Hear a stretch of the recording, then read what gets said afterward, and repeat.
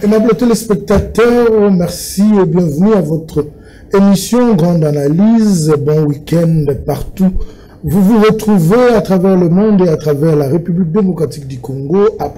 Après plus de 2 semaines d'absence, nous revoilà sur vos écrans pour votre émission Grande Analyse. Cette absence était due à, je dirais, à un mariage qui devait se réaliser, qui a eu lieu, et aujourd'hui nous avons changé de statut, on est devenu mariés officiellement. C'est ce qui a fait que nous ayons 2 semaines d'absence, il fallait préparer cela, et nous avons repris aujourd'hui avec votre émission Grande Analyse, cette émission que vous offre la FM Télévision. Nous sommes au cœur de l'actualité en République démocratique du Congo et à travers le monde. Nous allons évoquer au cours de cette émission le dialogue qui est préconisé par l'ancien président sud-africain Thabo Mbeki, récusé ou rejeté par le gouvernement congolais, comme l'a fait savoir le porte-parole du gouvernement Patrick Mouyaya. Et à part ça, nous allons aussi évoquer le dossier Constant Mutamba. Qu'est-ce qui bloque la décision, le verdict de la Cour de cassation? Est-ce la peur? Est-ce qu'il faudra encore attendre quelques jours pour que le verdict soit connu de la population congolaise? C'est aussi cette thématique que nous allons aborder sur ce plateau. Nous recevons pour vous le président du parti politique, Parti générationnel pour l'émergence du Congo, PAGEC. Il s'agit bel et bien de Maître Paul Ilunga. C'est avec lui que nous allons nous entretenir. Comme le disent le français, à tout honneur, tout honneur. Avant d'aborder nos 2 thématiques, nous allons évoquer la question ou les questions liées à son parti politique, d'où est venue cette initiative de créer ces partis politiques. C'était quoi la leitmotiv? Est-ce que le PAGEC est un parti de la droite, de la gauche ou du centre? C'est avec lui que nous allons essayer de nous entretenir autour de ces 45 minutes que nous offre la FM Télévision. Maître Paul, bonjour. Bonjour à Monsieur Foumou, bonjour à tous les téléspectateurs qui sont en train de nous suivre dans leur maison. Bonjour à tous les ambassadeurs du Parti générationnel pour l'émergence du Congo, tous mes collaborateurs, et aussi je profite pour vous souhaiter bonne vie de ménage. Merci beaucoup. Voilà. Nous commençons avec votre parti. Ça a été créé en quelle année et d'où vous est venue l'idée de créer un parti politique? Merci beaucoup. Le Parti générationnel pour l'émergence du Congo ainsi que PAGEC a été créé un certain le 30 juin 2024. Okay. Donc, le 30 juin 2025, nous avons totalisé une année d'existence. Donc, voilà. L'idée de créer le parti Génération pour l'émergence du Congo, parce que nous avons compris que nous avons un fardeau, celle d'apporter l'émergence au sein de notre pays. Okay. Et on constate qu'il y a certainement d'autres personnes qui ont de bonnes volontés, par exemple le président de la République, qui a de bonnes intentions, mais qui manque tout simplement de personnes autour de lui qui peuvent l'aider pour l'accompagner dans ses visions. Voilà pourquoi le Parti Génération pour l'émergence du Congo a vu le jour le 30 juin avec l'objectif simplement d'apporter l'émergence dans notre pays. Où classifier le parti, le PAGEC? Dans la gauche, dans la droite ou au centre? Merci beaucoup. Le Parti Génération pour l'émergence du Congo, c'est un parti qui a pour l'intérêt supérieur de la nation, c'est-à-dire se mettre autour de quelqu'un qui a une vision. Et aujourd'hui, tous, on est conscients que celui qui a une vision, c'est la personne de Félix Antoine Tshisekedi-Tshilombo. Okay. Voilà pourquoi nous sommes en train de soutenir les bonnes œuvres du président de la République, mais nous ne sommes pas dans l'union sacrée. C'est la question même qui allait venir. Parce que, tout simplement, on sait tous que l'union sacrée, maintenant, c'est du désordre. Donc, on n'a pas pu participer dans ces désordres-là. Voilà pourquoi nous sommes en dehors de l'Union sacrée. Vous êtes en dehors de l'Union sacrée, mais vous soutenez le chef de l'État. Quelle est la touche particulière du PAJEC? Ou s'il faudra que vous puissiez vous démarquer, c'est dans quel domaine? Merci beaucoup. S'il faudra que nous puissions nous démarquer, ça dans plusieurs domaines déjà. Parce que moi, je suis, avant de créer un parti politique, j'étais déjà un acteur social qui, mes œuvres sont impalpables, surtout dans ma prestigieuse commune Mungafola, où dernièrement, je venais même d'organiser un tournoi de football. Nous avons vu les images qu'on va illustrer incessamment. Oui, continuez. Donc, nous avons même organisé les tournois de football. On a l'habitude souvent de manger avec nos mamans et surtout soutenir les jeunes. Voilà pourquoi dans cette optique de soutenir les jeunes talents, nous avons organisé les tournois. Souvent, on organise aussi des concours de chanteurs. Donc voilà, dans presque tous les domaines. Voilà pourquoi là où le président se sentira mieux de nous le donner pour bien lui aider, donc nous serons prêts à lui aider. Est-ce que vous pensez que ça sera facile avec cette union sacrée qui s'accapare du chef? On ne veut même plus ouvrir la brèche à certaines personnes. Est-ce que vous pensez que ça sera facile d'approcher ou d'aborder le chef dans la logique où vous allez pour soutenir ses œuvres? Nous tous, nous savons déjà que les vieux, certainement, ne veulent pas nous laisser de l'espace, mais nous, personnellement, nous devons les créer. Voilà pourquoi nos partis, je suis pour les médias du Congo, nous sommes trop, c'est-à-dire au sein de notre parti, il y a beaucoup de jeunes, il y a au moins 80% de la jeunesse. Donc, pourquoi? Parce qu'on a besoin que cette jeunesse qui est chosifiée, cette jeunesse qui est malmenée, cette jeunesse qui n'a pas de poids ou qui n'a pas un mot à dire dans des partis politiques, au sein du parti Jeunesse pour le Ménage du Congo, ils ont un mot à dire. Au sein du parti Jeunesse pour le Ménage du Congo, on les laisse quand même s'exprimer. Donc voilà, c'est notre plus petite particularité par rapport à d'autres partis politiques. Voilà pourquoi vous avez même constaté que moi, qui est le président national du parti Jeunesse pour le Ménage du Congo, qui est un parti qui est déjà implanté dans beaucoup de provinces. Nous sommes dans les provinces de Haut-Katanga, nous sommes dans les provinces de Lolaba, nous sommes dans les provinces de Kassai central ainsi que Kassai oriental, nous sommes dans les Sankourou, nous sommes dans les provinces de Kinshasa, nous sommes à l'Équateur. Donc nous sommes déjà un parti qui est implanté dans ces différentes communes, dans ces différentes provinces, mais je suis jeune tout simplement parce qu'ils ont crié à la jeunesse, et cette fois-ci nous nous sommes dit que les vieux ont déjà échoué, maintenant il est temps de laisser la place à la jeunesse. Qui est derrière Paul Ilunga? Je crois que c'est le peuple qui est derrière Paul Ilunga, et c'est cette population qui nous a fait le choix. Je vous dis, monsieur Fumu, parfois on se réveille le matin, mais on sent que les Congolais veulent que nous puissions lutter pour eux.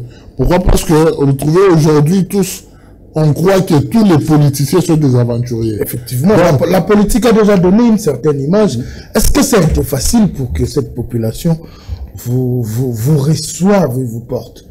Oui, parce que le problème est qu'ils ont maintenant compris que, comme la politique a déjà beaucoup de politiciens sont des aventuriers, maintenant ils font confiance à la jeunesse.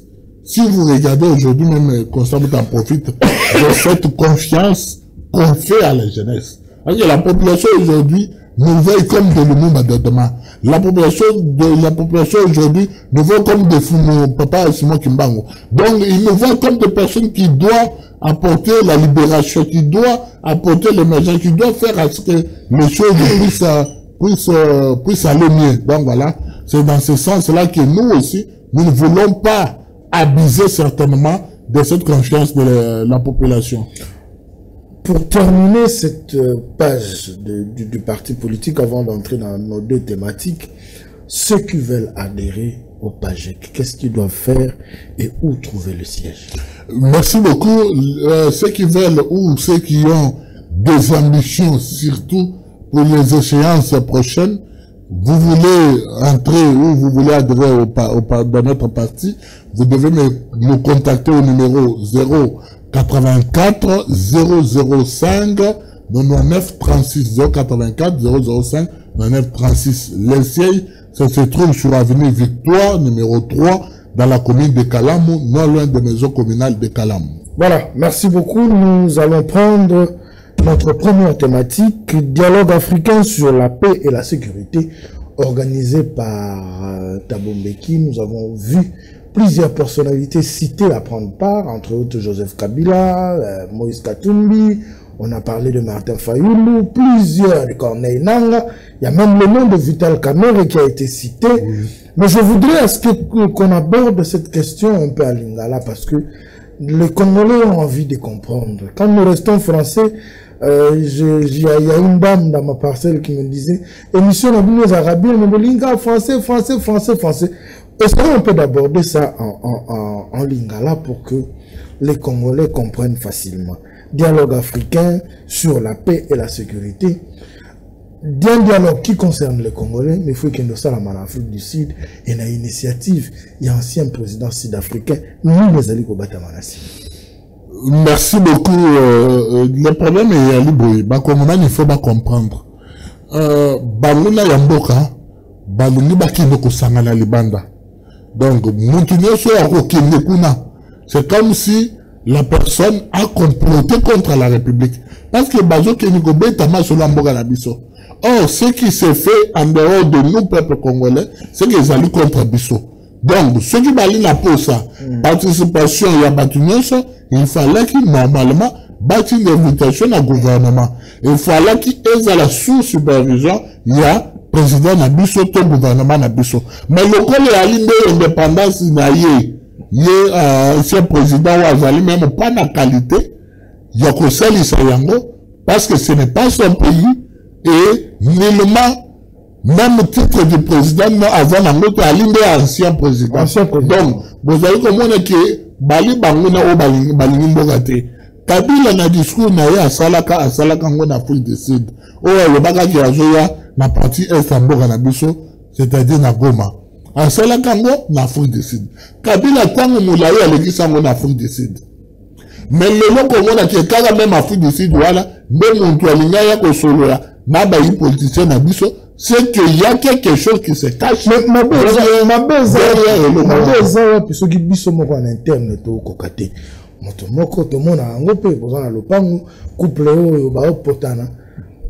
Courage moko abimi abite nga fona fandisa bango solo lisa bango parce que le lenge bazo kendela wana ya malamu te. Thabo Mbeki na expérience na ye azala pe responsable na organisation sous-régionale moi ebele régional pe.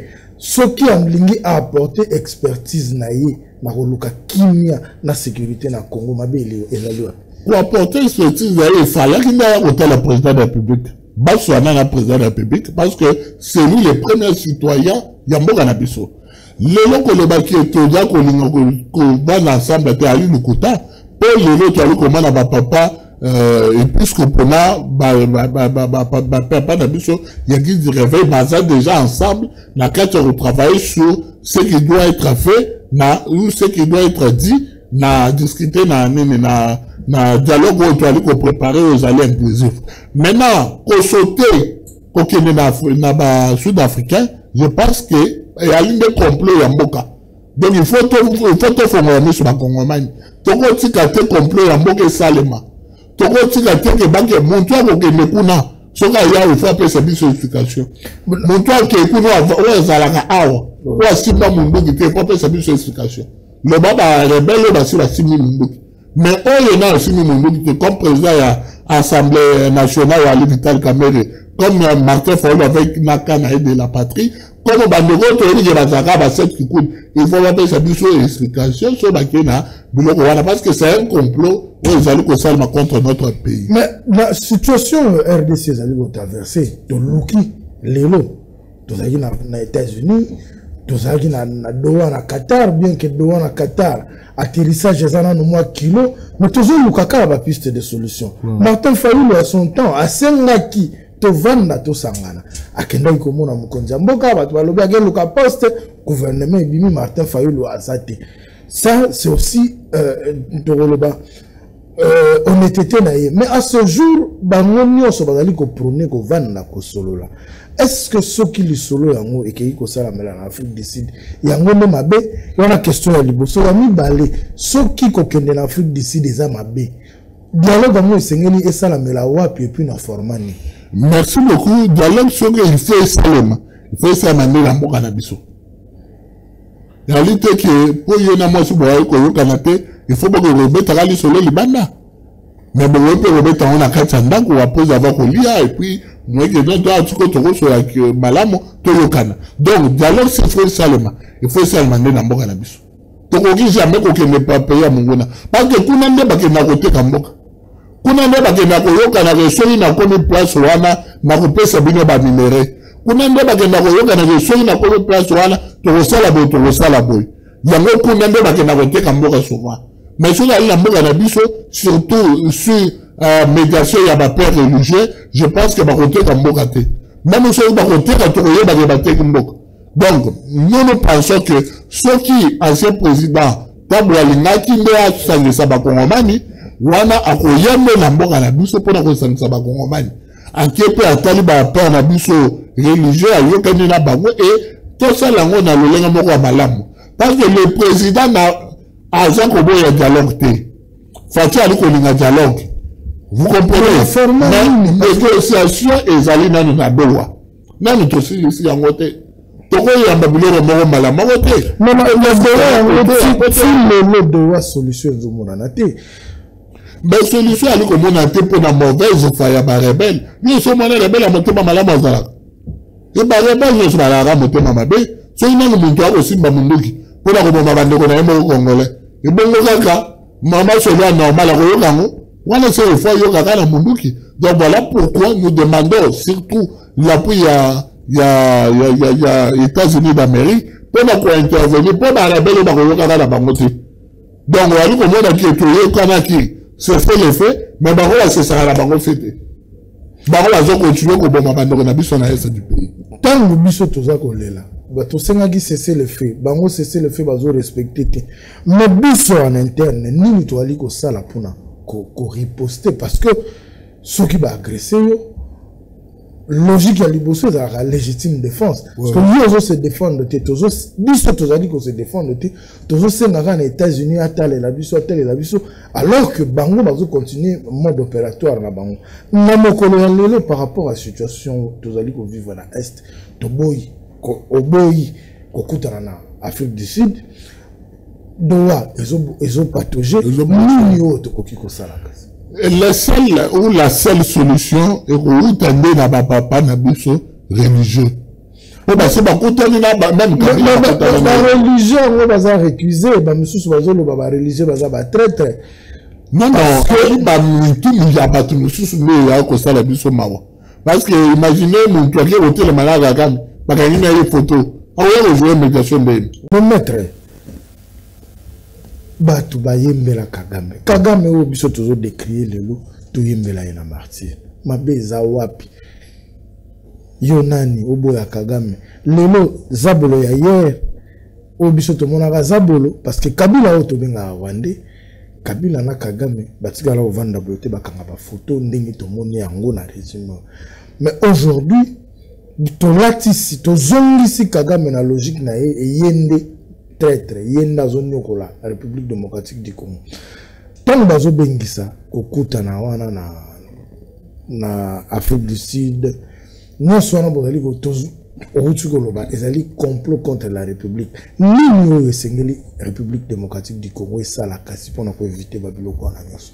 Merci beaucoup. Le problème ali boye ko kangana Kagame photo toko les facile bosso tanga bana ko le makambo Kagame parce qu'il avait besoin de l'approcher.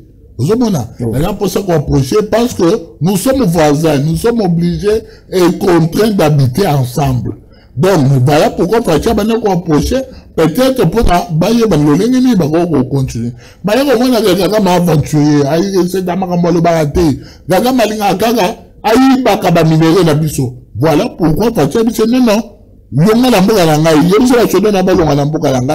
c'est ce qui a créé tout un problème. Mais le long comme on a, père n'a biso ko kanga ba photo na Kagame ezali mabe parce que le profit d'abord, il y a ba père n'a biso.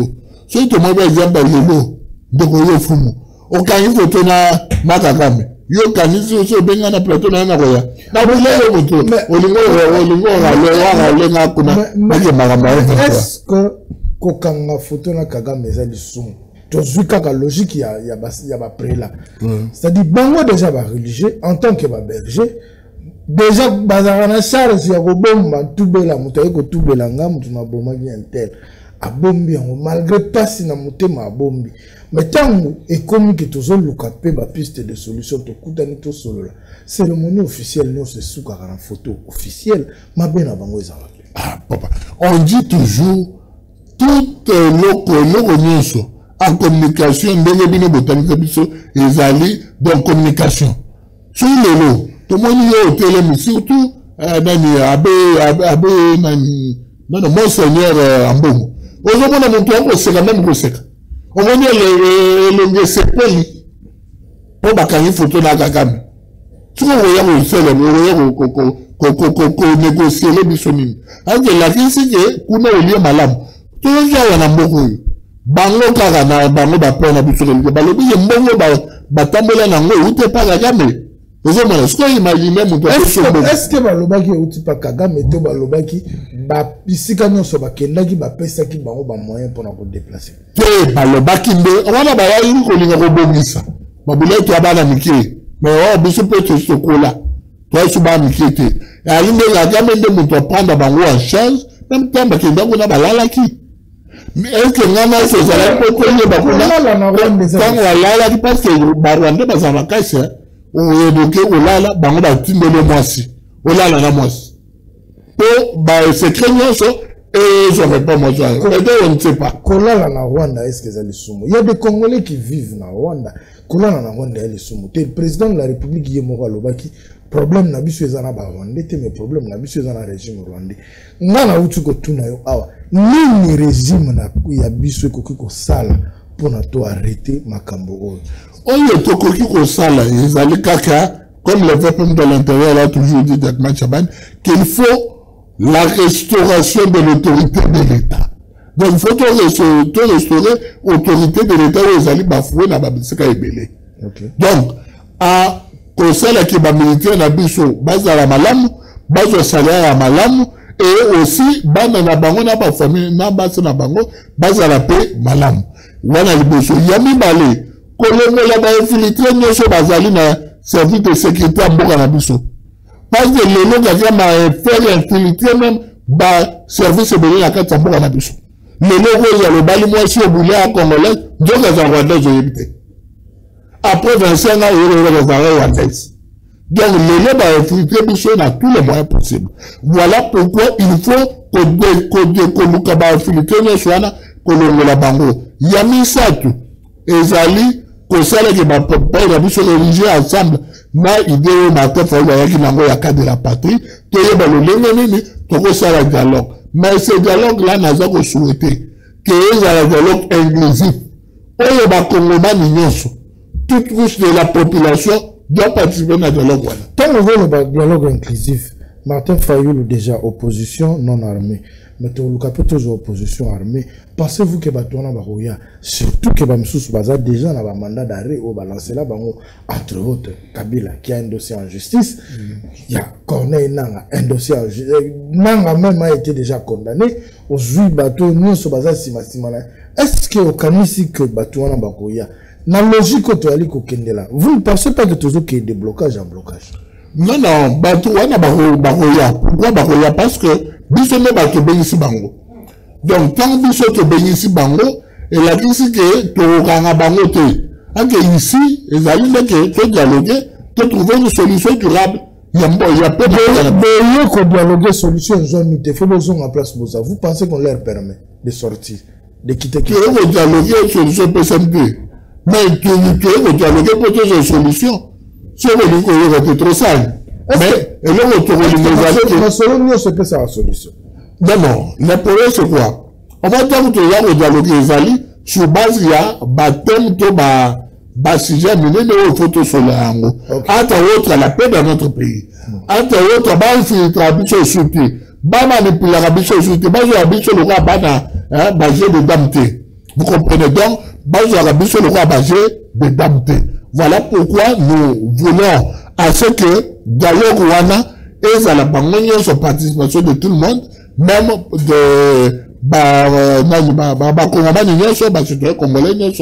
rapport à la profession. Il y a un journaliste, en qualité journaliste. Selon le PAGEC, qui doit convoquer le dialogue? Nani fois bien ça. Beaucoup de Congolais pour te battre solo la rama au Italie Congo. Bisogna que que na beaucoup monter à la compétence, à la compétence de monter à la moins crédibilité. Il y a dialogue par exemple papa na biso et plus qu'on peut.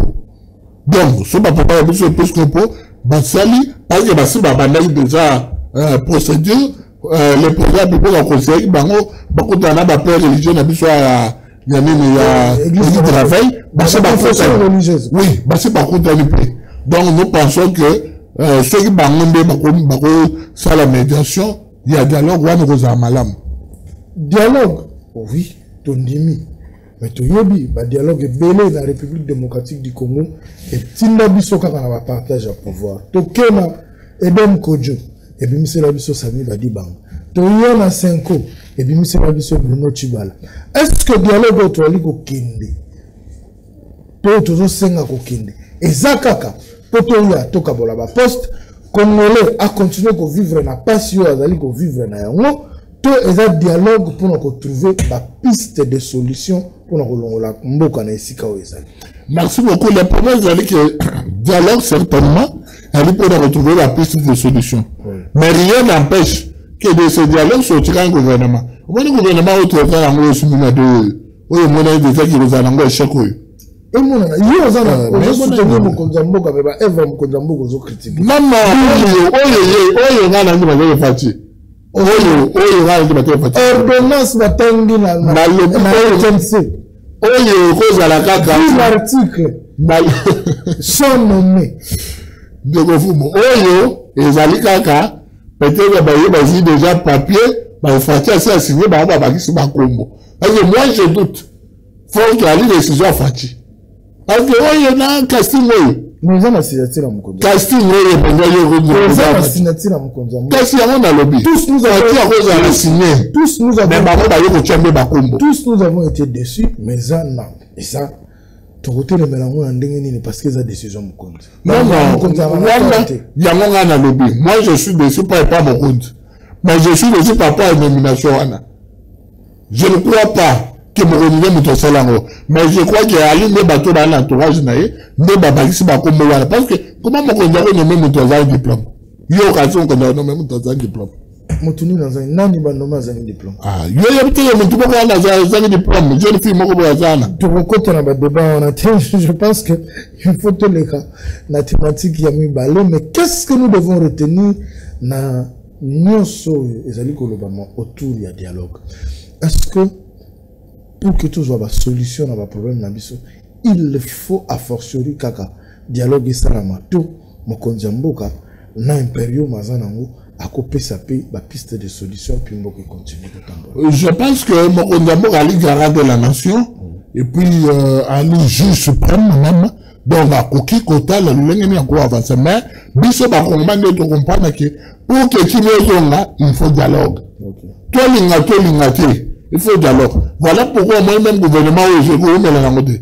Bah ça les 3 ans. Donc ça c'est le délai aux adultes ça. Pourquoi parce qu'il faut dialogue. Vous avez na dialogue wana mettre des pistes de solution et aussi de besoin gouvernement d'union nationale. Oyo et gouvernement biso jusqu'à peut-être 2032 pour que tu aies la même donc tant que vous avez 2032 tu peux en 2028. Non, mais Kabila a organisé des élections dans l'Est là-bas saturé. Mais ça, c'est maintenant qu'on bêta. Mais l'élection, salama. Mais on a c'est Sikoyo. On a reproché à Baninga pour n'y biso tolinga au salama. Le problème c'est que Kabila zaki congolais, azala bolunga mboka te. Awa tu as posé wana bolunga mboka. Donc on a te ya tika mboka na biso. Mais c'est du pays, je peux là. Mais biso to taka awa. Non, tu votes pour na, on a voyé wana. Aya ko sala ba candidature mboka to ngolani. Mais là, en 2023, tu votes vite. Là, il va nous retirer kaka. Tu en 2023, to voter certainement mais baba bakoma na komate donc ezali na maboko na biso. Donc on comprenait que tozali ko diriger tous les 300 km² na biso. Donc maintenant la minute mboga côté mosusu bayini ya mboga bazali kuna. Donc tozali komona ke photo longola bango bakende nde to kovanda ensemble to ko check ko date ya baba na ko préparer malebe tita usa maponani. Voilà, je pense que tu auras abordé deuxième thématique Nabiso, où ils allaient dossier justice avec Constant Moutamba, Maître Paul Alobi, dialogue, il faut ça la main pour permettre à ceux qui te placer, bah jalon, bah base, où ils vont même Nabiso tant que ce 2032. Bien, bah tu peux voir Nabiso dans là où est-ce que vous avez d'avis, n'a habité, Moutuna Moutakobi, pour mettre point de vue naïa, comme Nabiso. Nous allons aborder la deuxième thématique qui est le dossier justice, il y a Constant Moutamba. Poursuivi, un présumé détournement parce que jusque-là, ils ont flou.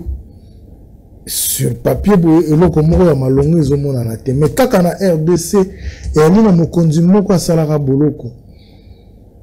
Alors, directeur et cabinet à mon conduit, bateau et ministère public, ou yaka pour défendre la République. Je cite ses noms, c'est le professeur Kalouba. Ouais, Kalouba, oui. Il a parlé d'un détournement intellectuel de Vital Kamerhe, alors qu'il n'avait perçu aucun rang. Si aujourd'hui on basoko présager détournement par rapport à la construction de la maison carcérale, avant tout côté na kati il y a dossier Moutamba, en tant que juriste, quand est-ce qu'on peut parler d'un détournement? Merci beaucoup. Là, je réponds à la casquette à juriste parce que il faut pas bien comprendre. Quand on a le Marama Fati, Marama Mboga, voilà politicien. Dans la minute, tu vas répondre en tant que technicien de droit. Quand est-ce qu'il y a détournement? Le problème est que détournement, c'est une infraction matérielle. C'est-à-dire c'est basé sur des preuves irréfutables. Voilà pourquoi je commence même à douter Magambo et Sama à l'Assemblée nationale. Pourquoi? Parce que tout au long du procès, nous avons compris qu'il n'y a pas une preuve tangible que le détournement a eu lieu. Mais on nous parle de l'intention. Mais souvent, le réquisitoire du ministère public, il n'a pas relevé de l'intention, mais il a relevé des détournements. Mais à un moment, n'a qu'à ça l'État. Donc, nous pensons que ce n'est pas un détournement, mais plutôt une faute administrative. Donc, concernant à la place à respecter, d'une manière administrative, il y a un marché qui est agréé à sa libération de session de faute administrative. Parce que l'argent est là, dans un compte. Pourquoi? Parce que nous devons comprendre ceci. Mbongo yo, Bavansarabi, c'est pas Ouganda. Ali Mbongo yo, yaka na compte ya ministère de la justice. Parce que Ouganda yo, Ouganda yo, ministère de la justice. Donc l'argent vient dans le ministère de la justice, et le ministère de la justice a Jumbo Momuke, pour ça, a tenu à Fivao, Moussou Souya a été à gérer, pour donc ça, tout ce qui est comme prison et autres. Voilà pourquoi lorsqu'il a constaté qu'il faut attendre la prison, à quel na conseil de ministre, après si idée, il y a une procédure. Est-ce qu'il y a des impératif? Ezaki urgent coton la maison carcérale. Oui, c'est urgent.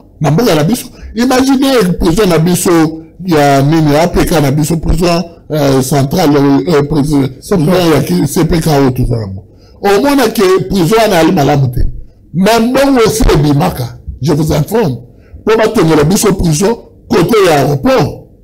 Mais si le bâton maté, bas détournant, ou alors la habité sur ministère public à l'alaki à mon avis en côté. Donc le lot moi la mobile a dit maintenant il faut la tourner en prison côté à est, côté à nini côté à est. Maintenant balimba tomba il y a le billet maintenant balobaki que site il y a place à tomber zate mais bakeli babeni et moi dit que site est là. Donc ce qui veut dire site il faut batonga on va rechercher matériel les alliés parce que d'abord ton les alliés il faut réaliser le projet Azali. Alors, encore bon, dire que c'est un détournement.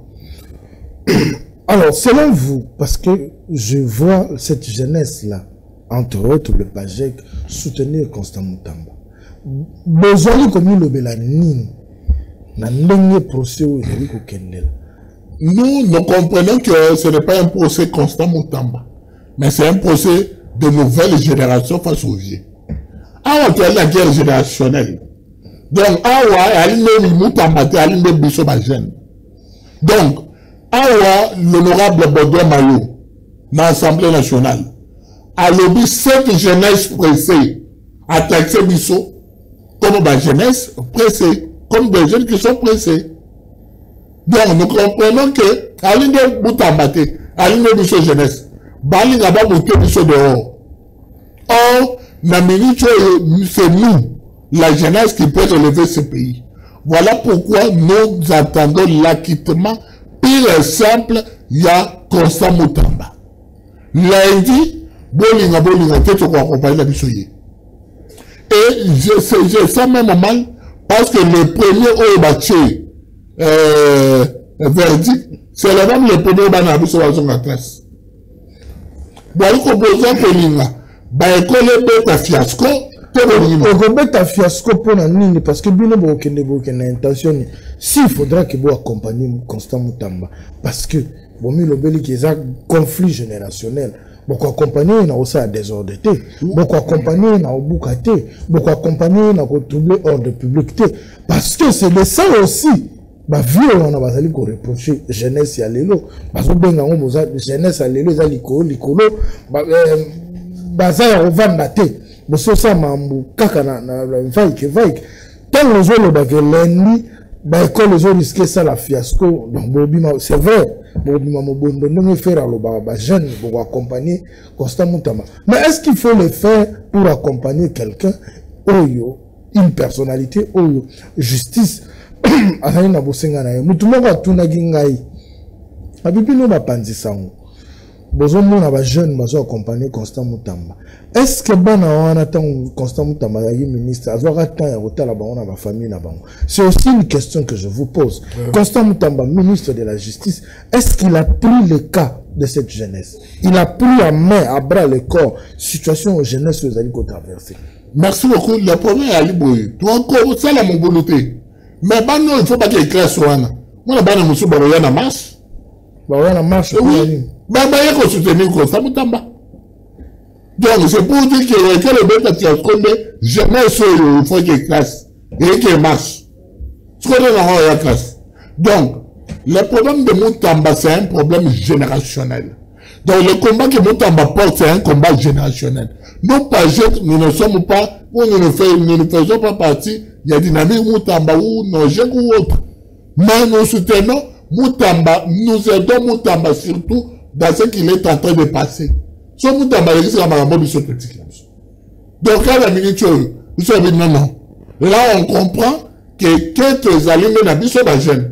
Donc, nous sommes séparés, nous sommes comme ministre, nous sommes dirigés Mokaté. Quand la banque n'est pas dirigée Moka, pour avoir une expérience, nous sommes en expérience. Maintenant, l'expérience, nous sommes Tewana. Il y a un autre expérience qui est tout le monde a payé. Donc, lundi, tous, toquent la cour de cassation. Quand on Moutamba a joué place à jeunesse, oui. Son hôtel est entourage à Moutamba. Il y a plus de jeunes que de vieux. Son hôtel est entourage à Moutamba.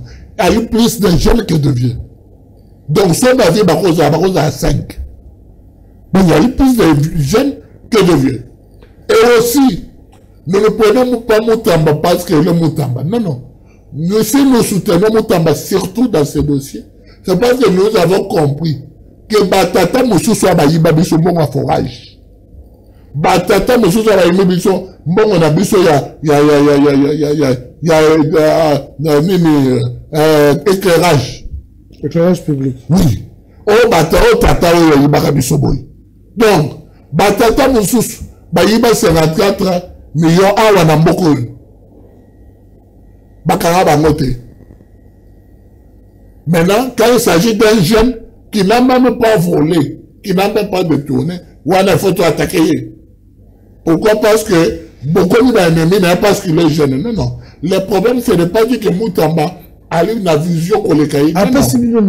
Moutamba, le problème, c'est des générations. On n'a pas besoin qu'il nous donne quelque chose. Au moins, qu'il y a lundi, on tire au moins un bis, mon côté, et battra contre les athées. Quand on a transformé la bisoboko, quand on a macolé la bisoboko, on soutient. Maître Paul Lunga, Tokomi Okomana Souka, il y a émission Nabiso. Qu'est-ce que les Congolais doivent retenir de votre premier passage à la FM télévision? C'est-à-dire du dossier dialogue, du dossier Constant Moutamba. Nous, les Congolais, Sengeli, Kotikala Nangona Moutou pour que lobby et permettre Bango Kosala Makambo pour que Mboka ait avancé. Merci beaucoup. Oyo na koko lo bala ba Kongomani o bali ko landa biso. Biso ba mususu to ala mboka mususu te. To alika na mboka oyo. Mboka ba koko batikela biso. Mboka papa Simon Kimbangu. Mboka Kipavita. Mboka ya ba koko na biso. Bato mususu ba koza ba yebike ana na passeport na ye rouge bordeaux. So le baby akima na ye. Mais biso to alika na o awa. Donc tu as mboka mususu akendete. Donc nous devons soutenir bateau pour moi qui va la vision. Surtout la jeunesse. Pas la jeunesse qui a un diplôme de Katangate. Non, non. Jeunesse qui a non, non, na lobby Kakate. Il y a un temps. Un diplôme Matangate. Matangoma Moutoa. Mais non, ordonnance spéciale. Na lobby. C'est vrai, s'attaquer dans Moutano. Non, non, Moutano, comment Moutouté. Non, non, Moutouté.